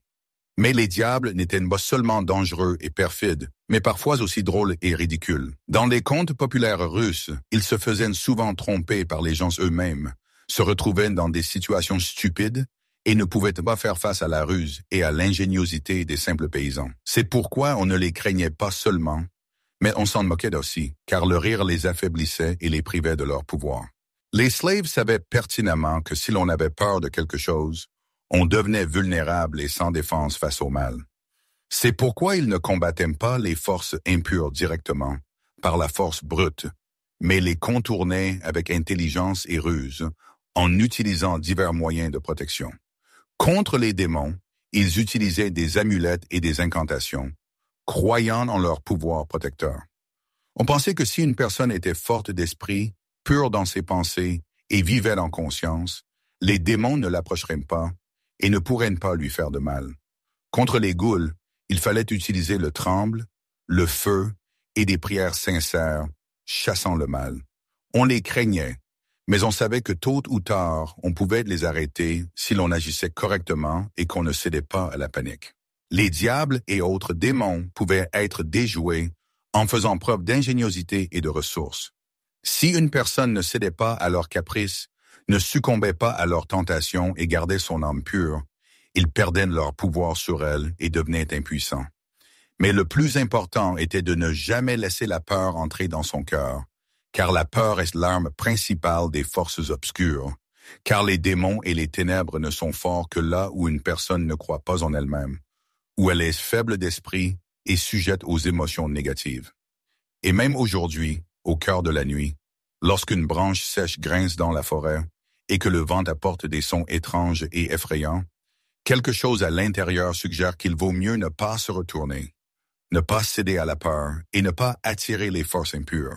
Les slaves ne vivaient pas selon un calendrier sans âme, mais en accord avec les rythmes de la nature elle-même, écoutant attentivement sa voix et observant attentivement ses changements. Ils remarquaient comment le soleil se lève plus haut ou s'abaisse plus bas, comment le jour succède à la nuit, comment l'hiver rigoureux cède la place au printemps magnifique, comment l'été chaud est remplacé par l'automne généreux.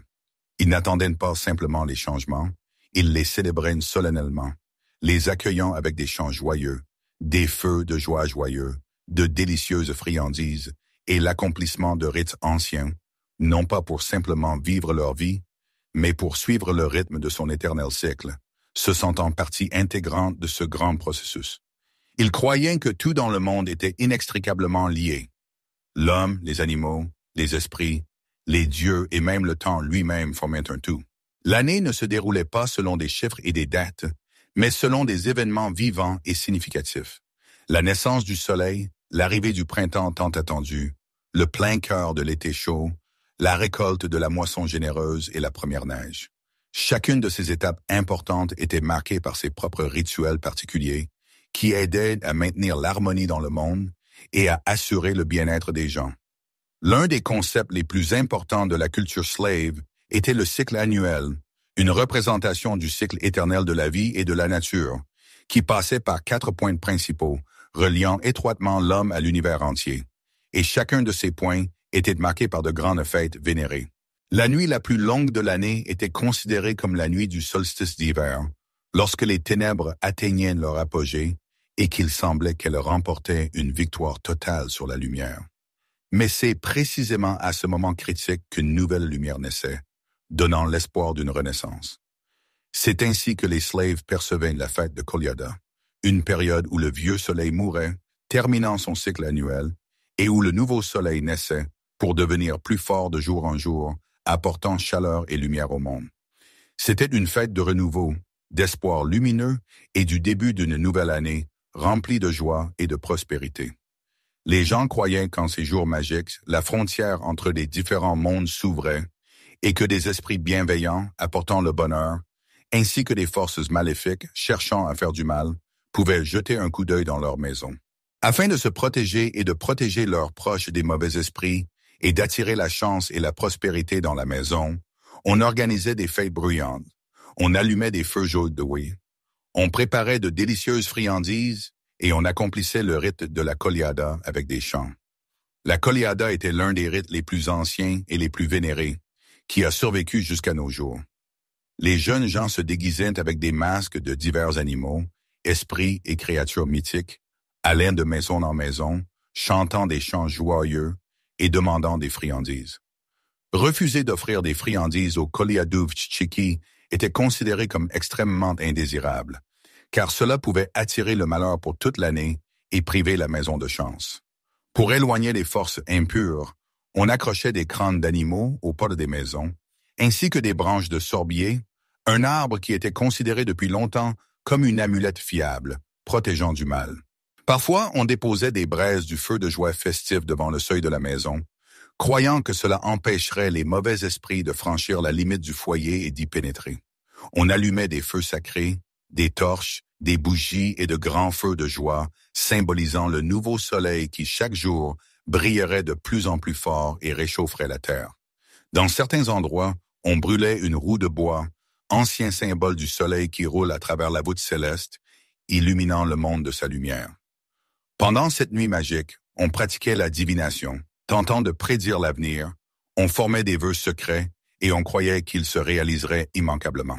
Les jeunes filles plaçaient un peigne sous leur oreiller, espérant voir en rêve leur futur époux, tandis que les maîtresses de maison scrutaient les flammes du feu, essayant de deviner comment serait l'année suivante, si elle serait fertile et prospère. Kolyada n'est pas seulement une fête joyeuse, mais un moment particulier où le monde entier se renouvelle, où même les forces les plus obscures ne peuvent retenir le soleil, qui est sur le point de revenir et de vaincre les ténèbres. Mais l'hiver ne se rendait pas si facilement, sans combattre. Avant de disparaître définitivement et de céder la place au printemps, il montrait une fois de plus sa puissance, envoyant de fortes gelées, des vents glacés et d'abondantes chutes de neige, mettant les gens à l'épreuve. Mais les gens savaient que le printemps était proche et qu'il ne restait plus qu'à le réveiller de son sommeil hivernal, à l'appeler sur la terre, à lui donner la possibilité de manifester sa force. Maslenitsa est une fête bruyante, colorée et joyeuse, remplie de plats savoureux, de feux et d'adieux solennels au froid et à l'hiver. C'était bien plus qu'un simple divertissement et une occasion de s'amuser, mais un véritable rite de passage entre deux mondes, le monde du froid et des ténèbres et le monde de la chaleur et du soleil, symbolisant la victoire de la vie sur la mort. Le symbole principal de Maslenitsa sont les blinis vermeils. Ils sont ronds, dorés et chauds, comme le soleil lui-même, donnant chaleur et énergie. On pensait que manger autant de blinis que possible pendant la semaine de Maslenitsa permettait d'absorber la force du soleil, de faire le plein d'énergie pour toute l'année et d'assurer chance et prospérité. Dans les rues et sur les places se déroulaient de joyeuses fêtes populaires, des combats de poing étaient organisés, des promenades à cheval et des sauts joyeux au-dessus des feux purificateurs. C'était une fête de joie bruyante et insouciante qui devait réveiller la nature de sa torpeur hivernale et appeler le printemps sur la terre. Les gens faisaient solennellement leurs adieux à l'hiver et brûlant la figure de Maslenitsa, une immense effigie de paille symbolisant le froid et les ténèbres qui s'en vont. Mais Maslenitsa est aussi un temps de purification et de préparation à une nouvelle étape de la vie. Le dernier jour de la fête, le dimanche du pardon, les gens se demandaient pardon les uns aux autres pour toutes les offenses et tous les péchés, afin d'entrer dans la nouvelle année avec une âme pure, sans le fardeau du passé et des émotions négatives. On disait que si l'on ne pardonnait pas à son ennemi ce jour-là, les offenses vous suivraient toute l'année. Empoisonnant votre vie et vous empêchant d'atteindre le bonheur et le succès. Après Maslenitsa commençait une nouvelle et importante étape du cycle annuel, le temps du printemps, du réveil et de la purification. L'hiver appartenait au passé, mais restait dans les mémoires comme une force puissante, que l'on respectait, mais que l'on ne craignait pas. L'été pour les slaves était la période de la plus grande force, de l'épanouissement de la nature et de l'activité intense. La nature entrait dans sa plus belle période de floraison, et le soleil s'élevait plus haut que jamais dans l'année, donnant à la terre sa chaleur et sa lumière. La terre se gorgeait d'une chaleur vivifiante, réveillant tout ce qui vit, et les rivières et les lacs attiraient par leur fraîcheur, invitant à se plonger dans leurs eaux. En ce moment magique, lors de la nuit la plus courte de l'année, le monde entr'ouvrait ses secrets, devenant accessible à ceux qui savent voir et entendre. Ainsi naissait l'ancienne fête de Kupala, une nuit de feu, d'eau, d'amour et de magie ancestrale, dont les racines remontent à des temps lointains et qui est liée à une profonde vénération des forces de la nature. Son origine est étroitement liée à une belle légende concernant Kupala et Kostroma, frères et sœurs séparés par un destin cruel dès leur plus tendre enfance. On raconte que, ignorant leur lien de sang, ils tombèrent amoureux l'un de l'autre d'un amour pur et sincère. Mais, apprenant l'horrible vérité sur leur origine, Kostroma, désespéré, se jeta dans la rivière et se transforma en sirène, et Kupala, incapable de supporter la perte de sa bien-aimée, la suivit, partageant son sort. Ainsi leurs noms sont restés dans la mémoire populaire, et leur histoire tragique est devenue un symbole d'amour éternel et de regret.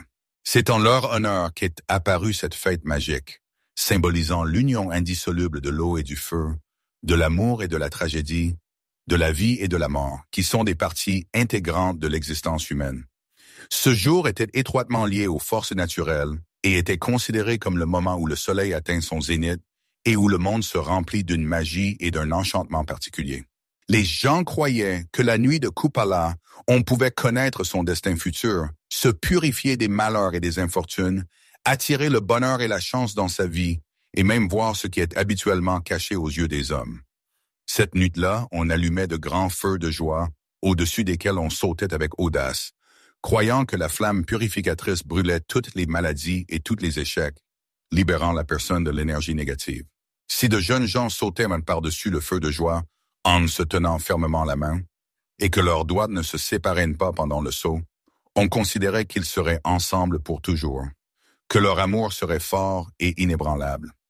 L'eau, cette nuit-là, acquérait également une force particulière, devenant curative et miraculeuse. On s'en lavait le visage pour conserver sa beauté et sa santé pendant de nombreuses années, et les jeunes filles laissaient flotter sur la rivière des couronnes de fleurs avec des bougies allumées, observant attentivement où le courant les emportait. Si la couronne flottait loin et droit, cela laissait présager un destin heureux, un mariage prochain et la prospérité dans la vie de famille. Si la couronne tournait sur elle-même, il fallait s'attendre à diverses épreuves et difficultés sur le chemin de la vie, et si elle coulait, c'était considéré comme un mauvais signe, annonciateur de malheur. Mais le rituel le plus énigmatique et le plus mystérieux lié à la fête de Kupala était la recherche de la fleur de fougère. Selon une ancienne légende, une fois par an, lors de la nuit la plus courte, la fougère fleurit d'une belle fleur de feu, rayonnant une lumière vive. Celui qui trouvera cette fleur magique acquérera de grandes connaissances, pourra comprendre le langage des animaux et même voir l'avenir, devenant sage et clairvoyant. Mais on disait que la fleur de fougère était gardée par de puissantes forces impures et que seul un élu pur de cœur et courageux d'esprit était destiné à la trouver et à revenir sain et sauf en évitant les ruses des esprits malins. Kupala n'était pas seulement une fête joyeuse, mais une période particulière où la nature révélait ses secrets les plus intimes et où l'homme pouvait se sentir partie intégrante d'un monde vaste et harmonieux, rempli de magie, d'amour et de la puissance des éléments. Pour les slaves, la mort ne signifiait pas une fin totale et définitive. L'homme pouvait quitter le monde de Yav, mais il restait à jamais partie intégrante de sa famille, de sa lignée et du monde entier, continuant à influencer la vie de ses descendants. C'est pourquoi existait un jour particulier, le jour des ancêtres, une fête où les vivants se souvenaient, remerciaient et honoraient ceux qui étaient partis dans l'autre monde.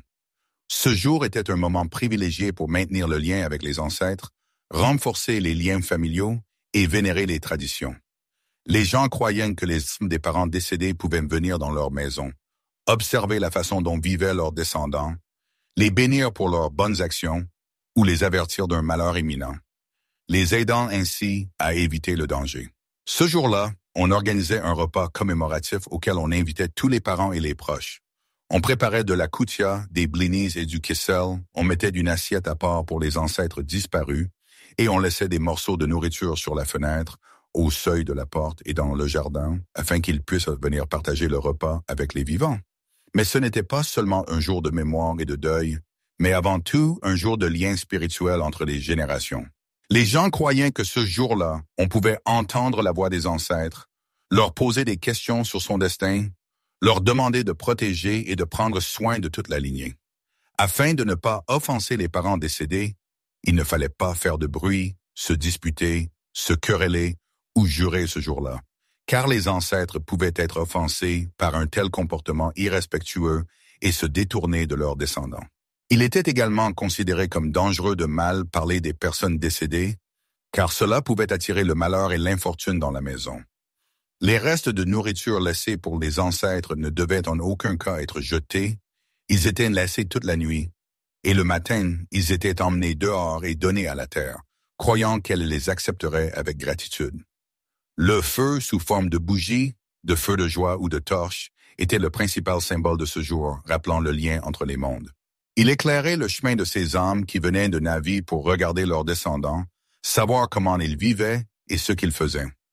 Dans certains endroits, on saupoudrait une fine couche de cendre ou de farine au seuil de la maison, et le matin, on regardait attentivement si des traces y étaient apparues. Si des traces étaient visibles, cela signifiait que l'un des parents décédés était effectivement venu dans la maison pour rendre visite à ses proches. Pour les slaves, les ancêtres n'étaient pas seulement des parents décédés, mais de véritables protecteurs, gardiens du foyer familial et partie intégrante de la famille. On ne les craignait pas, on les vénérait, on les respectait et on se souvenait toujours d'eux, transmettant leur mémoire de génération en génération. Car si l'on oublie ses ancêtres, on peut perdre le lien avec sa lignée, se priver de protection et de soutien, et aussi perdre sa place dans ce monde en étant privé de racines. Le destin, pour un slave, n'était pas un hasard aveugle, incontrôlable. C'était un fil particulier, reliant l'homme au passé, au présent et au futur, que l'on pouvait voir, sentir, et, dans certains cas, même modifier pour le mieux.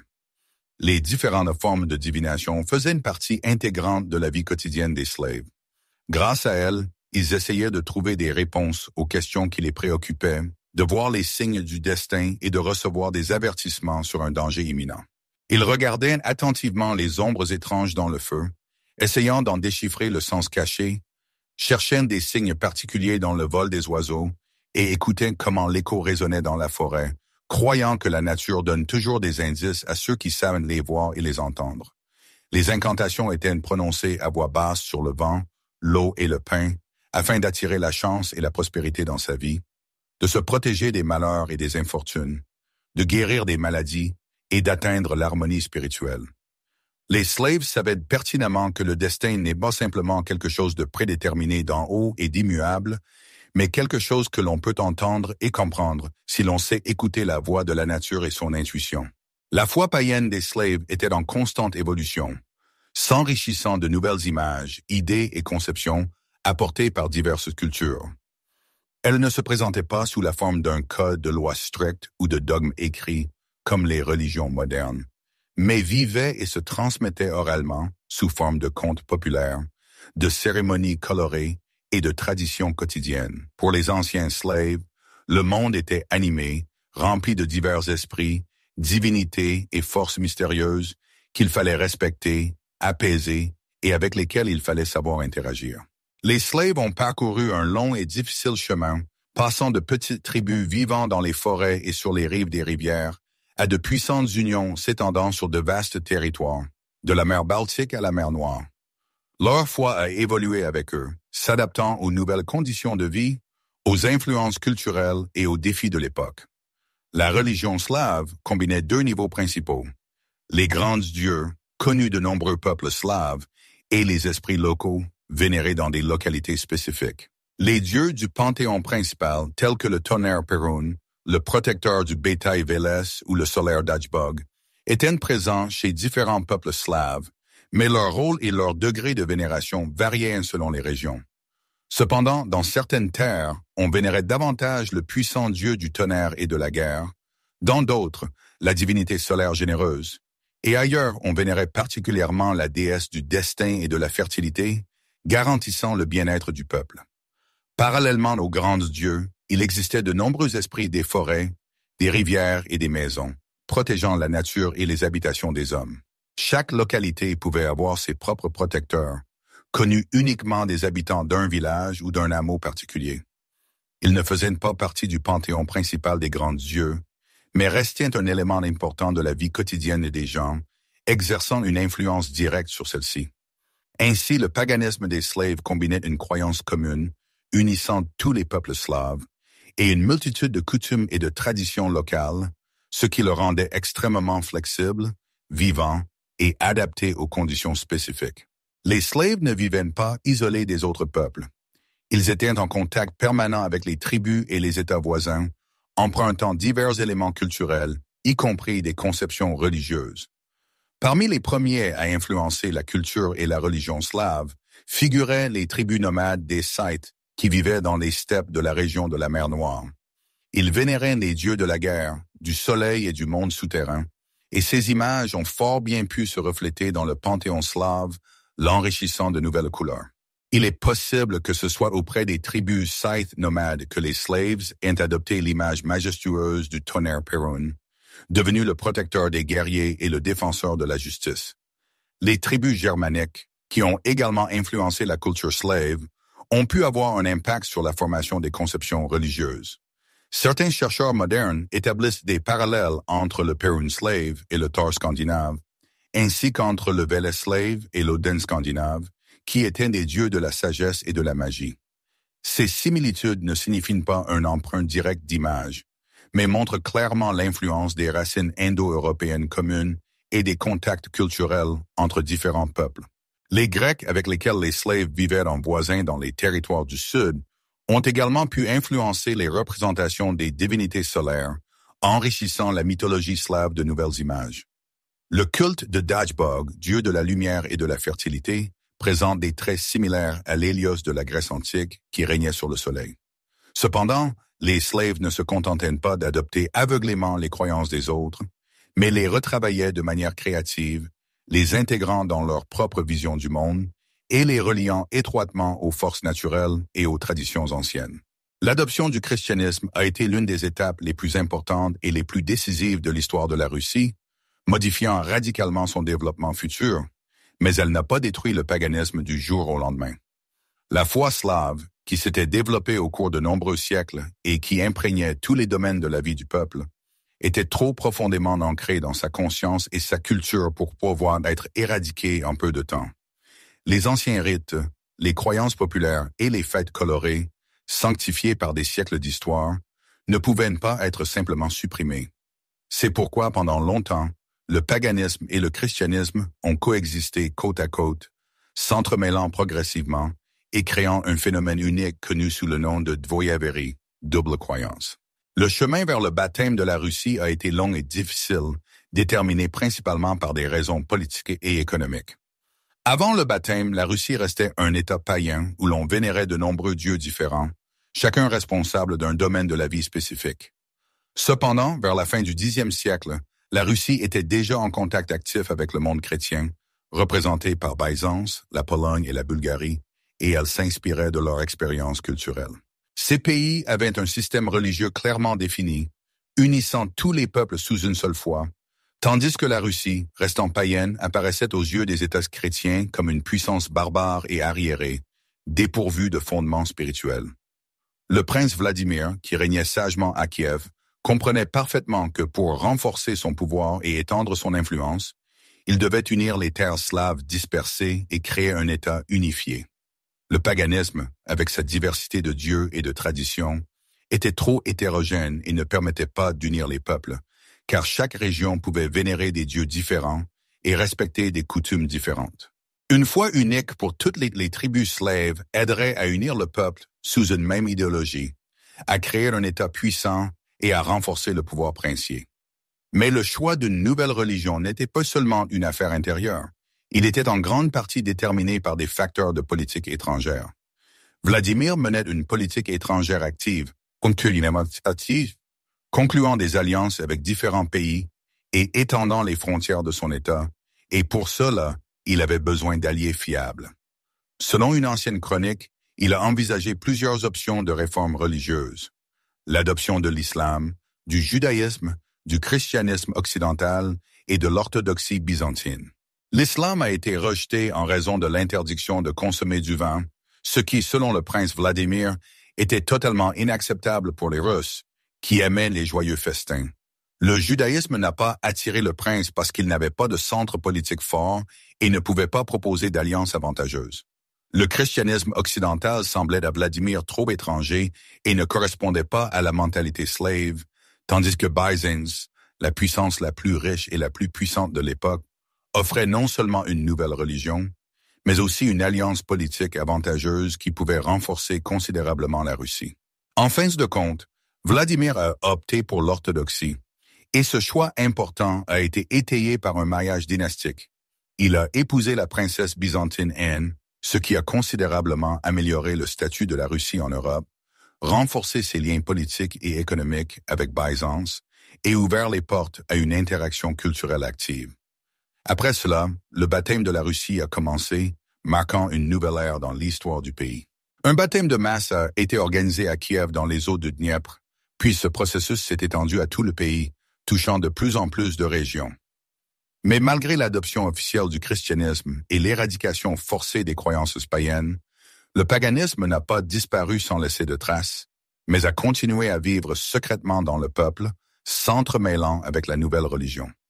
Le christianisme ne pouvait pas instantanément évincer le paganisme, qui avait été pendant des siècles une partie intégrante de la vie des slaves, définissant leur vision du monde, leurs traditions et leur culture.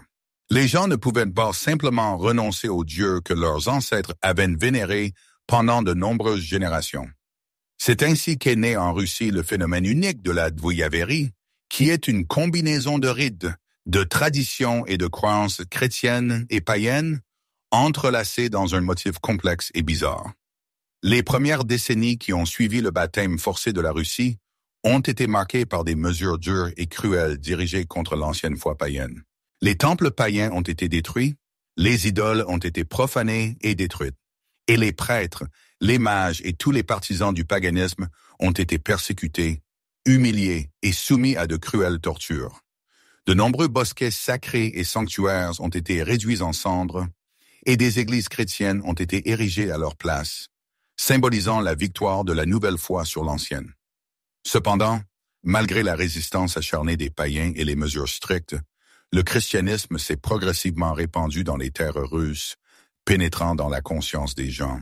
Dans les villages et les hameaux isolés, loin des grandes villes et des centres religieux, les traditions païennes sont restées particulièrement longtemps, se transmettant de génération en génération et influençant la vie des gens. Les gens n'ont pas renoncé à leurs anciens rites, transmis oralement, mais les ont simplement adaptés à la nouvelle foi, combinant les prières chrétiennes avec les incantations païennes. L'Église orthodoxe russe, consciente de l'impossibilité d'éradiquer complètement les anciennes traditions et les croyances populaires, a choisi d'adapter les rites païens aux fêtes chrétiennes en essayant de leur donner une nouvelle signification religieuse. De nombreuses fêtes païennes ont reçu une nouvelle interprétation chrétienne étant liées à des thèmes bibliques et à la vénération des saints. De plus, même après le baptême officiel de la Russie, les gens continuaient à demander de l'aide non seulement aux saints, mais aussi à divers devins, guérisseurs et sorciers qui possédaient des connaissances secrètes et étaient capables de guérir les maladies et de protéger du mal. Les incantations, les rites magiques et la magie populaire ont survécu dans les villages reculés, malgré le fait que l'Église condamnait officiellement ces pratiques et persécutait ceux qui les pratiquaient. Avec le temps, la christianisation est devenue plus douce et plus souple, s'efforçant de tenir compte des particularités de la conscience et de la culture populaire.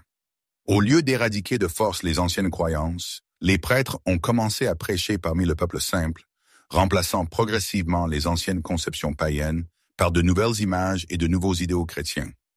Les esprits païens vénérés par les slaves ont progressivement été perçus comme des forces impures, soumises au diable et cherchant à nuire aux gens de toutes les manières possibles. Lorsque le christianisme s'est finalement installé en Russie, les anciens dieux païens n'ont pas disparu sans laisser de traces de la mémoire populaire, mais ont continué à vivre dans les contes, les rites et les croyances populaires, influençant la culture et la vision du monde des gens. Mais peu à peu, leurs images ont commencé à changer, acquérant de nouveaux traits et de nouvelles fonctions. La nouvelle foi n'a pas simplement rejeté les anciens dieux comme quelque chose d'étranger et d'hostile, elle leur a attribué de nouvelles caractéristiques, les intégrant dans la vision du monde chrétienne et leur conférant un nouveau rôle. Perun, le redoutable maître du tonnerre et de la guerre, n'a pas été complètement oublié par le peuple russe. Il s'est transformé en la figure du prophète chrétien Élie, qui, selon la légende, sillonne le ciel sur un char de feu et manie la foudre, à l'image de l'ancien dieu du tonnerre. Le peuple n'a pas simplement accepté Élie comme un saint chrétien, mais a conservé dans son image les traits du puissant Perun, continuant à vénérer sa force et son pouvoir. Un sort tout à fait différent attendait Vélès, le dieu du bétail, de la richesse et de la sagesse, également considéré comme le maître du monde souterrain et le protecteur de la magie. Dans la conception chrétienne, il s'est avéré trop semblable au diable, tentant les hommes et les poussant sur le chemin du péché. Son lien avec la magie, les connaissances secrètes et la nature animale a fait de lui une figure hostile aux yeux de l'Église, luttant contre les croyances païennes. Ainsi, Vélès, vénéré par les slaves comme un dieu sage et juste, s'est transformé en un démon cornu qui tente les hommes, essaie de les détourner du droit chemin et de les attirer dans ses filets. D'autres dieux païens ont simplement disparu progressivement de la mémoire populaire, se dissolvant dans les contes et les légendes, sans laisser de traces notables. Stribog, le maître des vents, a cédé sa place à des saints chrétiens sans visage, et Dachbog, la divinité solaire, s'est progressivement confondu avec l'image de Dieu le Père, mais son nom a été conservé dans les proverbes populaires et les vieilles croyances, rappelant l'ancienne foi.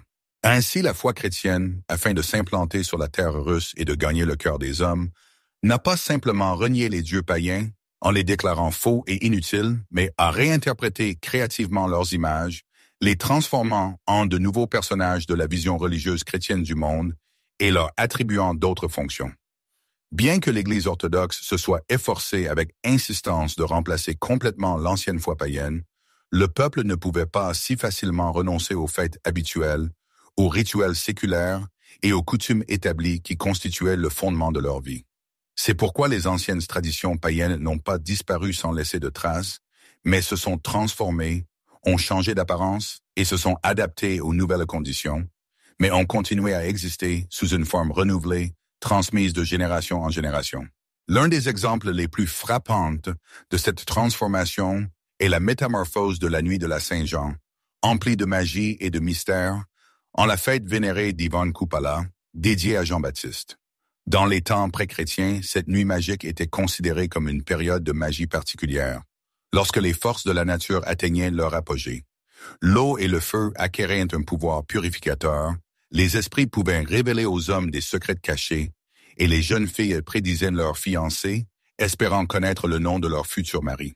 L'Église orthodoxe, consciente de son incapacité à éradiquer complètement les anciens rites païens, a décidé de les relier à la date de naissance de Jean-Baptiste, qui, selon la légende, baptisait les gens dans les eaux du fleuve Jourdain, les purifiant de leurs péchés. Ainsi, l'ancienne fête a reçu un nouveau nom et une signification chrétienne, mais son essence est restée la même. Les gens sautaient toujours par-dessus les feux purificateurs, lançaient des couronnes avec des bougies allumées sur l'eau et partaient à la recherche de la fleur de fougère magique, promettant richesse et sagesse. La fête de la Trinité a également intégré de nombreux éléments d'anciens rituels païens liés au culte de la nature. Ce jour-là, les jeunes filles tressaient de magnifiques couronnes de fleurs des champs et en décoraient les maisons et les arbres, et les sols des habitations étaient recouverts d'herbes fraîches et parfumées, afin d'apaiser les bons esprits et d'attirer la prospérité dans la maison. L'Église l'a expliqué à sa manière. Les branches vertes symbolisaient la descente du Saint-Esprit sur la terre, et les couronnes sont devenues un signe de pureté, de grâce et de lien avec le monde divin. Ainsi, l'ancien culte païen de la nature est devenu une partie intégrante de la tradition chrétienne, s'y intégrant harmonieusement. La fête des pommes, célébrée en août, a également de profondes racines païennes, remontant à un passé lointain.